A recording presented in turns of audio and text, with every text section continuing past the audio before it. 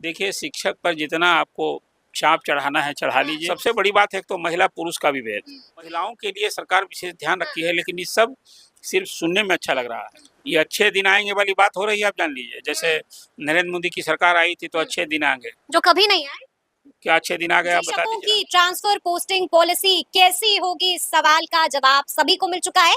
आपको याद होगा कि अब से कुछ वक्त पहले शिक्षा मंत्री सुनील कुमार ने अचानक से बड़ी प्रेस कॉन्फ्रेंस बुला ली थी और तमाम सवालों का जवाब भी दे दिया था। लेकिन आपको बता दें कि अब भी ऐसे कई शिक्षक हैं जो इस ट्रांसफर पोस्टिंग पॉलिसी से खुश नहीं है, संतुष्ट नहीं है और लगातार चीख चीख कर कह रहे हैं कि इस ट्रांसफर पोस्टिंग पॉलिसी में कई सारी खामियां भी है। तो आज हम इसी मुद्दे पर सीधी बातचीत करेंगे सीनियर जर्नलिस्ट अरुण पांडे जी से। सबसे पहले बहुत शुक्रिया बातचीत के लिए। और धन्यवाद आपको भी। अरुण जी, सबसे पहले हम आपसे जानना चाहेंगे कि आप इस ट्रांसफर पोस्टिंग पॉलिसी को कैसे देखते हैं? देखिए, जिस दिन ये ट्रांसफर पॉलिसी आई उस दिन भी इस पर आपसे मैंने बात की थी और ये साफ तौर पर कहा था कि बस एक ही उपलब्धि है कि नीतीश गवर्नमेंट फिर एक ट्रांसफ़र पॉलिसी लेकर आ गई। अब तक तो नियोजित शिक्षकों के लिए एक ट्रांसफ़र पॉलिसी थी जिसमें नियुक्ति, सेवा, शर्त और उसमें ट्रांसफ़र का भी प्रावधान था। लेकिन जब से नियोजित शिक्षकों की बात आई, नीतीश कुमार ने की सरकार ने सारे संविदा वाले टीचर को जब 2006 की मैं बात कर रहा हूँ और है 2024, ये 18 साल से शिक्षक की नियुक्ति की सारी प्रक्रिया होती रही, ट्रांसफ़र की बात नहीं की गई, बात होती रही और शिक्षक एक इशू ट्रांसफ़र भी था जिसको लेकर के कई बार ये बात होती रही और भरोसा दिया जाता रहा, आश्वासन दिया जाता रहा। तो सिर्फ एक ट्रांसफ़र पॉलिसी आ गई है, यही एक उपलब्धि है। अब आप ये ट्रांसफ़र पॉलिसी क्या है, इसमें शिक्षक को कितना फ़ायदा है, क्या शिक्षक इस ट्रांसफ़र पॉलिसी से संतुष्ट हैं? तो ये सारा सवाल आप अभी कर रही हैं। आपके सवाल का आज की चर्चा का विषय भी यही है। मैं मानता हूँ कि ये ट्रांसफ़र पॉलिसी कुल मिला कर सुनने में अच्छा है और सरकार हमेशा कहती रही कि यह तो स्वैच्छिक ट्रांसफ़र है। देखिए, अभी ट्रांसफ़र जबरन ट्रांसफ़र है।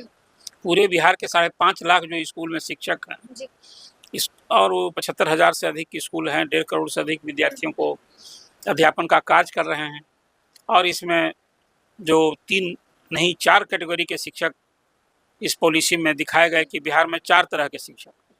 तो एक शिक्षक के बारे में तो नीति ने कह दिया कि भाई ये ट्रांसफ़र उनके बारे में विचार ही नहीं होगा।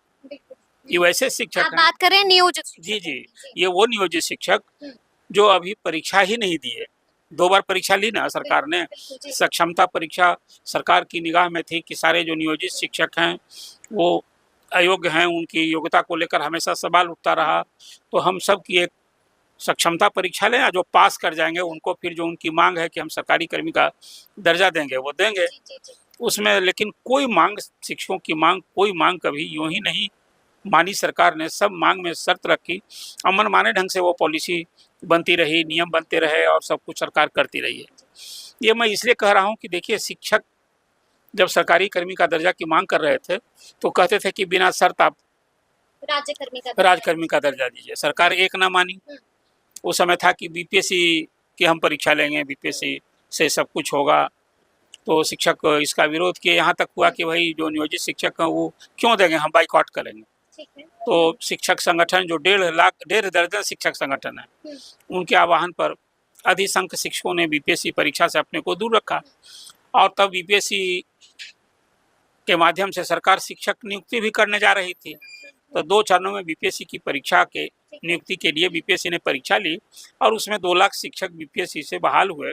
उसमें 60,000 शिक्षक जो नियोजित शिक्षक थे वो भी बैठे उसमें और उसमें कोई 40-45,000 42,000 शिक्षक पास करके वो बीपीएससी शिक्षक हो गए थे। एक तो वो नियोजित शिक्षक हैं जो कि 2006 से अब कर रहे हैं काम। तो लालू जी के राजपाट से कर रहे थे, जो शिक्षा मित्र थे, अब वो नियोजित शिक्षक बना दिया सबको और उसकी पुरानी सेवा सब भुला दी सरकार। अरुण जी, शिक्षक कह रहे हैं कि इस पॉलिसी में कई सारी खामियां हैं, क्या आपको भी नजर आ रही है खामियां? ये खामी ही मैं गिना रहा हूँ। ये खामी मैं इसलिए गिना रहा हूँ कि देखिए, आप समग्रता में शिक्षक नीति को ट्रांसफर पॉलिसी को देखना चाहिए। तो एक तो है कि जब नियोजित शिक्षक का क्रम शुरू हुआ बिहार में तो सारे पहले से जो शिक्षक थे सबकी नई सेवा हो गई। अब वो नियोजित शिक्षक काम कर रहे थे। अब सक्षमता परीक्षा भी जो जिन लोगों ने दी है वो बन जाएंगे विशिष्ट शिक्षक। अभी तो जनवरी में इसी साल परीक्षा हुई थी, उसका रिजल्ट अभी तक नहीं, अभी रिजल्ट हो गया, अभी उन लोगों को स्कूल ज्वाइनिंग नहीं हुई है। वो जब ज्वाइन करेंगे हाँ।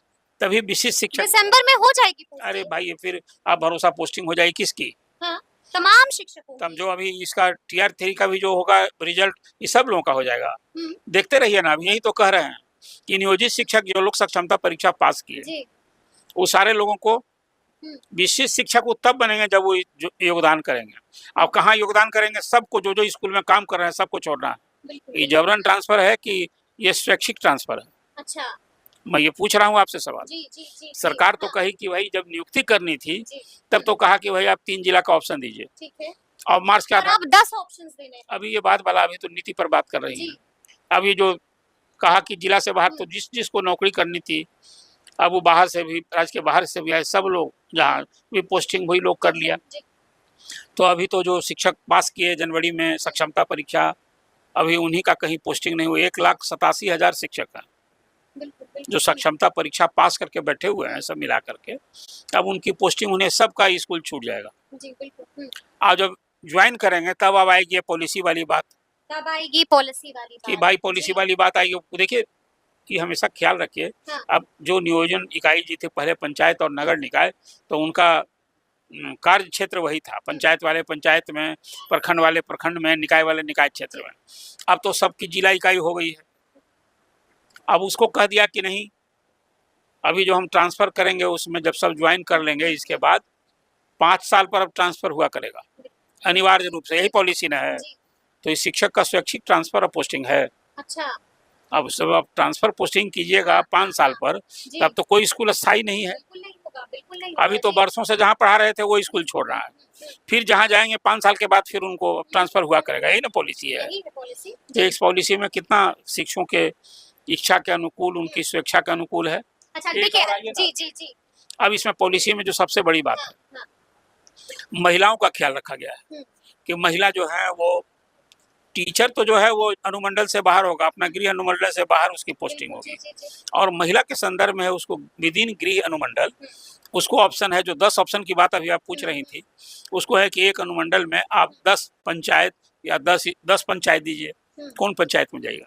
एक तो कोई जिला में 5-6 ऐसे जिले हैं बिहार में जहाँ एक ही अनुमंडल है। अब उन जिलों के वो शिक्षकों का जब आप गृह अनुमंडल से बाहर जाना है तो जिला से ना बाहर जाना होगा। जिले से ही बाहर जाना होगा। जिस जिले में 6 ही अनुमंडल है, 6 ही एक अनुमंडल है, एक अनुमंडल वाला जिला में तो सबको बाहर जाना होगा। अब उस जिला में जो 10 गो ऑप्शन थी है, मुझे कई ऐसे जिले हैं जहाँ की 9 ही प्रखंड है, तो 10वां प्रखंड कहाँ चुनने जाएगा? यानी कि आप भी गिना रहे हैं कि इस पॉलिसी में कई सारी खामियां हैं। लेकिन अरुण जी, बड़ी बात यह है कि शिक्षक भी, कई ऐसे शिक्षक हैं जो इस पॉलिसी से संतुष्ट नहीं है, खुश नहीं है, और वो भी यही कह रहे हैं कि ये कोई अच्छी पॉलिसी नहीं है, बल्कि जबरन थोपी हुई पॉलिसी है। जबरन थोपी हुई पॉलिसी है ये। आप कुछ बोल रही हैं, मैं बोल रहा हूँ अधिसंख्य शिक्षक। एक तो इसमें आपने कह दिया कि जो शिक्षक खास करके BPSC वाले जो 2 लाख शिक्षक है ना, चाहेंगे तब उनका ट्रांसफर होगा। और नियमित शिक्षक जो वेतनमान वाले शिक्षक हैं, देखिए वो शिक्षकों की संख्या रह कितनी गई है। मैं मानता हूं कि उनकी संख्या मुश्किल से अब 2-3 हजार बची होगी। अब तो नियोजित शिक्षक भी पिछले साल से रिटायर हो रहे हैं, अच्छी खासी तादाद में तो रिटायर हो रहे हैं। और आप फिर अभी सपना परोसी चुके हैं कि 1,60,000 शिक्षक और बाहर करेंगे, उसमें 26,000 कंप्यूटर शिक्षक होंगे। और अभी जो TR3 लिए हैं उसका रिजल्ट बस अब आने ही वाला है, आजकल हो रहा है। 40,000 हेडमास्टर की नियुक्ति के लिए जो अभी आने वाला है, अभी उसका भी रिजल्ट बस तुरंत ही होने वाला है। ये सारी बात, लेकिन ट्रांसफ़र पॉलिसी कुल मिला जुला कर इसमें जिस किसी को अपना गृह प्रखंड के, गृह जिला के समीप, हम शिक्षकों के संदर्भ, पुरुष शिक्षक के संदर्भ में बोल रहे हैं, महिला शिक्षक के बारे में अभी तो सिर्फ मेन बात अब यही ना होने वाली है कि जो विकलांग और असाध्य रोग से ग्रस्त हैं, पहले उन पर विचार होगा। और प्रायोरिटी भी सरकार दे दी है कि किन किन शिक्षकों के बारे में हम यदि विचार करेंगे ट्रांसफर का, तो सबसे पहले किसका करेंगे। सबसे बड़ी बात है तो महिला पुरुष का विभेद। ये शिक्षक में देखिए कोई महिलाओं के लिए सरकार विशेष ध्यान रखी है, लेकिन ये सब सिर्फ सुनने में अच्छा लग रहा है। ये अच्छे दिन आएंगे वाली बात हो रही है, आप जान लीजिए। जैसे नरेंद्र मोदी की सरकार आई थी तो अच्छे दिन आएंगे, जो कभी नहीं आए। क्या अच्छे दिन आ गए आप बता दीजिए ना हमको। कौन सा अच्छा दिन अच्छा, हमारा? शिक्षकों ने तो यहाँ तक कह दिया है अरुण जी कि आप यूनिफॉर्म पॉलिसी लेकर आइए, और अगर आप यूनिफॉर्म पॉलिसी नहीं लेकर आते हैं तो फिर मामला कोर्ट में जाएगा और एक बार फिर से कोर्ट कचहरी हो जाएगी। आपको भी लगता है कि क्या मामला पूरा एक बार फिर से कोर्ट यूनिफॉर्म में पॉलिसी जाएगा? करे हुए वो यूनिफॉर्म कोड आ गया है। जी जी जी। अब शिक्षक को क्या पहनना है, उनको जींस नहीं पहनना है, उनको टी शर्ट नहीं पहनना है, अब वो एक नया चीज आ गया है। शिक्षक को भी अब वो पता नहीं अजब गजब फरमान निकाला है धोती शिक्षा कुर्ता वाला युग था ना, पहले जी, तो जी। शिक्षक अधिसंख्य लोग गांव में जो होते थे वो धोती कुर्ता ही पहनते थे, वही उनका मान सम्मान और रुतबा हुआ करता था। अब सरकार एक आ गई है कि भाई वहाँ डीजे नहीं बचेगा, वहाँ आपको कोई मोबाइल से। लगता है कि सरकार एक बार फिर से यूनिफॉर्म पॉलिसी लाएगी? देखिए, शिक्षक पर जितना आपको चाप चढ़ाना है चढ़ा लीजिए, इसलिए कि शिक्षक अब अपना लड़ के जी। सरकारी कर्मी का दर्जा मांगे हैं। अब वो शिक्षक भूल जाइए, जो शिक्षक समाज में गांव में सबसे अधिक प्रतिष्ठा का वो काम था और लोग प्रतिष्ठा पाते थे। अब सरकार की नज़र में आप जब सरकारी कर्मचारी हैं तो सरकार जैसे ट्रीट कर रही है अन्य कर्मचारियों की तरह, अब शिक्षक अपने को कुछ अब माइंड सेट बदलिए सरकार की नज़र में। सबसे बड़ी बात है, अब वो शिक्षक संगठन है क्या? अभी जो 4 कैटेगरी के बन गए हैं तो 4 कैटेगरी का यूनियन भी बन जाएगा। शिक्षक संगठनों ने कि आप शिक्षा विभाग एक बड़ी बैठक बुलाए, और अगर आप लोग बड़ी बैठक नहीं बुलाते हैं तो फिर नाराजगी ऐसे ही रहेगी, मामला जो है वो कोर्ट जाएगा। शिक्षक संगठन कुछ कहते रहे, हाँ। सरकार का भी सरकार जाएंगे तो कोई, मुझे बहुत उम्मीद नहीं लग रही है कि कोई शिक्षक संगठन कोर्ट जाएगा और कोर्ट से उन्हें राहत मिलेगी। गए तो